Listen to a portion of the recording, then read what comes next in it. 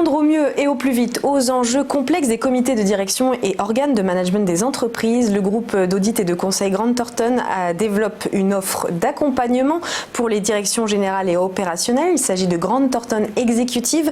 On en parle avec son directeur général, Jacques-Édouard Nouveau. Bonjour. Bonjour Eleonore. Bienvenue sur ce plateau. Alors tout d'abord, est-ce que vous pouvez un peu nous raconter la genèse du Grant Thornton et votre arrivée au poste de directeur général? Donc Grant Thornton est un groupe d'audit et de conseil, c'est le 5e réseau mondial d'audit et de conseil avec 5 milliards d'euros de chiffre d'affaires. En France, ça représente 200 millions d'euros de chiffre d'affaires. Vous avez 1800 collaborateurs et une centaine d'associés. Donc l'offre Grant Thornton Executive, dont je suis l'associé référent et que je porte cette offre-là au niveau du groupe, son histoire en fait est due à un rachat qui a eu lieu en 2006 d'une petite structure de conseil qui s'appelait DI Finance à l'époque et qui faisait de la délégation de directeurs financiers en temps plein pour structurer du LBO primaire pour le private equity. Et cette structure en 2006 a été reprise par Grant Thornton et moi je suis arrivé courant 2007 pour pouvoir l'intégrer chez Grant Thornton et la développer en tant que directeur général. Et je suis devenu associé chez Grant Thornton en 2011. Donc en tant que référence de l'accompagnement opérationnel de dirigeants par des dirigeants dans le cadre d'un cabinet de conseil, on vient de le dire, quelles sont vos spécificités et ce qui vous démarque finalement des autres cabinets d'audit et de conseil? Alors, le côté innovant de cette offre sur le marché de la transition, c'est qu'on est le seul groupe d'audit et de conseil qui a internalisé en son sein une offre d'accompagnement opérationnel des dirigeants par des dirigeants pour des dirigeants. Et donc aujourd'hui ce groupe représente 160 dirigeants qui interviennent sur 3 offres de services. La première, c'est ce qu'on peut être assimilé à l'intermédiation du management de transition pour remplacer poste pour poste sur des durées déterminées des dirigeants, tout poste comité de direction. Là, ça représente à peu près 70% de notre activité. La deuxième offre est une offre de mise à disposition d'équipes pluridisciplinaires pour prendre le pilotage d'une structure pour la retourner. Donc c'est ce qu'on appelle, je dirais, de la restructuration d'organisation, mais avec une équipe mise en place en occupant tous les postes de comité de direction. Et la troisième offre est une offre plus personnalisée, tournée vers le dirigeant. C'est du conseil aux dirigeants où on va effectivement faire, je dirais, on va upgrader des dirigeants sur des postes qu'ils occupent ou pour leur faire passer des caps en étant un peu leur coach, leur miroir. Et beaucoup de fonds d'investissement notamment nous utilisent beaucoup pour ce type de prestations d'accompagnement personnalisé. Du coup, qui sont vos principaux clients aujourd'hui ? Alors les clients qui achètent ce type de prestations aujourd'hui sont essentiellement des ETI dont pas mal commencent à se tourner sur l'international et certaines ont besoin d'avoir des ressources ponctuelles pour leur aider à intégrer de nouvelles acquisitions ou à réorganiser ou à restructurer. Je vais vous donner 2 exemples sur de missions à l'international. Aujourd'hui, on a en Jamaïque pour un groupe maritime un poste de CFO pour réorganiser les équipes à Kingston. Et là, c'est une mission qui dure 4 à 6 mois de réorganisation. Et puis le deuxième exemple, qui n'est pas du tout la finance, mais plutôt des ressources humaines, un groupe de télécom a acheté tout un réseau d'entreprises, et notamment pour leur société en Tunisie, avait besoin d'avoir un DRH pour mettre aux normes tous les contrats de travail et de mettre ça dans les process de celui qui venait de racheter la structure. Et donc là, on est appelé pour amener de la seniorité, de l'agilité pour pouvoir réaliser ça assez rapidement et puis pour rassurer les équipes qui sont dans des périodes effectivement de turbulence où on change des actionnaires. Et puis sur les parties françaises, toujours sur les parties de ressources humaines, on est intervenu dans le prêt-à-porter sur un grand groupe où il y a eu un changement d'actionnaire à un moment donné. On a été appelé par l'actionnaire cédant. On a géré les équipes pendant la session et on a transmis les équipes aux nouvelles actionnaires avec toute la garantie qu'il n'y avait pas de risques sociaux dans ce type d'organisation. Donc ces missions donc 50% de nos missions sont plutôt sur la finance. Grant Thornton reste un cabinet effectivement très axé sur la finance et le sourcing de missions qui vient du réseau de Grant Thornton. En France, il y a 25 bureaux en région et les associés en région sont aujourd'hui de plus en plus actifs pour nous pouvoir ramener du business. Il y a une grande part à l'international aussi. Et il y a une grande part aussi à l'international. Voilà. Donc on a, nous, cette capacité à avoir en notre sein des équipes de dirigeants qui peuvent travailler tant en France qu'à l'international. Alors depuis quelques années, le secteur du conseil et de l'audit est en constante progression, plus 48% en 6 ans. Une dynamique portée notamment par la transformation digitale des entreprises. Comment votre groupe s'est adapté à cette transformation ? Alors, on est beaucoup appelé pour des transformations d'organisation liées effectivement au numérique et avec des changements de business model.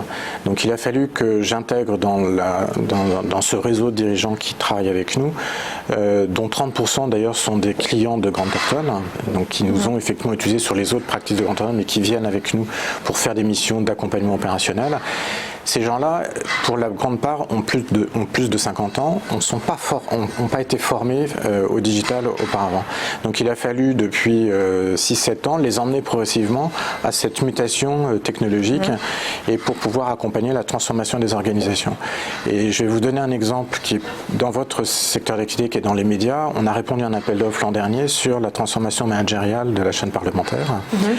Et dans ce cadre-là, effectivement, on a mis une équipe pluridisciplinaire, des gens qui venaient du digital, des RH, qui connaissaient très bien le monde de la télévision, de la production télévisuelle, et on a rendu une copie pour pouvoir accompagner la transformation de ce média unique pour l'amener sur un média global. Donc c'est cette capacité d'intervention que Exécutive au sein de Grant Thornton peut proposer à ses clients, et aujourd'hui, tous les dirigeants qui travaillent pour nous, aujourd'hui, sont formés et ont déjà eu l'habitude d'avoir fait des transformations d'organisation liées à l'arrivée du numérique. Et ce type de mission s'étend sur combien de temps? Vos interventions durent... Alors, la mission que j'ai citée tout à l'heure, c'est une mission plutôt de conseil en organisation, stratégie organisation. Ça, on a fait ça sur 2 mois. Donc, sur les missions de conseil, c'est des durées assez courtes. Par contre, sur des missions de ce qu'on appelle de transition, où on prend des postes, où on va accompagner la transformation d'une organisation liée à l'arrivée du numérique, là, ça peut être des missions de 6 à 8 mois en moyenne. Et là, effectivement, on prend des postes opérationnels avec le pouvoir de décision. Alors le 12 septembre prochain, vous organisez un événement à Toulouse qui porte sur la transmission d'entreprise. Quels aspects de ce sujet vous allez aborder ? Alors le 12 septembre, effectivement, on réunit 200 dirigeants dans la région Midi-Pyrénées avec nos bureaux de Grant Thornton Toulouse. Et avec mon équipe de dirigeants, on va effectivement faire une présentation, ce qu'on appelle le DIAC Transmission. C'est-à-dire, avec les avocats de Grant Thornton et les experts comptables de Grant Thornton, on a mis au point un diagnostic sur la transmission pour le dirigeant. Et ce diagnostic se déroule sur une journée où effectivement on passe la première partie de la journée sur la transformation de l'organisation et les leviers de croissance et de performance qu'on peut aller chercher dans une organisation avant une session. Et l'après-midi, le dirigeant va travailler avec un des avocats sur l'aspect patrimonial personnel. Et en fin de journée, on fait un débrief global de l'ensemble. Il ressort de cette journée avec un to-do lié à la transmission, lui en tant que dirigeant, toutes les actions qu'il doit faire dans un environnement de 2 à 3 ans en fonction du timing qu'il nous a donné, pour qu'il puisse pouvoir anticiper la transmission qu'il doit faire au sein de son organisation et à titre personnel, en respectant sa stratégie patrimoniale. Donc on présente ça à 200 dirigeants de la région Midi-Pyrénées en partenariat avec une grande banque. J'imagine qu'en tant que directeur général d'un grand groupe comme ça, vous avez toujours des challenges. Quels sont les prochains défis dans les prochains mois pour Grant Thornton ? Le premier challenge, c'est de bien faire grossir cette offre chez Grant Thornton dans un schéma de bonne transparence et d'opération transverse avec Grant Thornton. Donc aujourd'hui, 30% du business chez Grant Thornton provient du groupe, ça serait bien qu'il monte à 50%, donc ça c'est un des challenges très forts que je me mets effectivement sur l'année qui va venir. Le deuxième challenge, c'est effectivement de faire grossir un peu ce cercle, parce que ces dirigeants sont en repositionnement de carrière et ne sont pas forcément disponibles en temps et en heure pour faire des missions pour nous. Donc on a besoin d'avoir un vivier de dirigeants, de senior advisors qui travaillent avec nous au quotidien pour pouvoir les staffer en mission opérationnelle de réorganisation. Donc faire grossir ce groupe-là.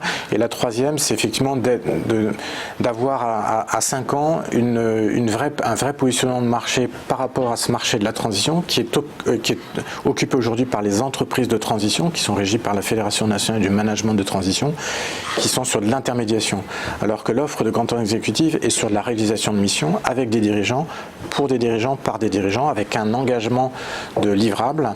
On essaie de sécuriser au maximum la production de nos missions avec un encadrement qui est très important.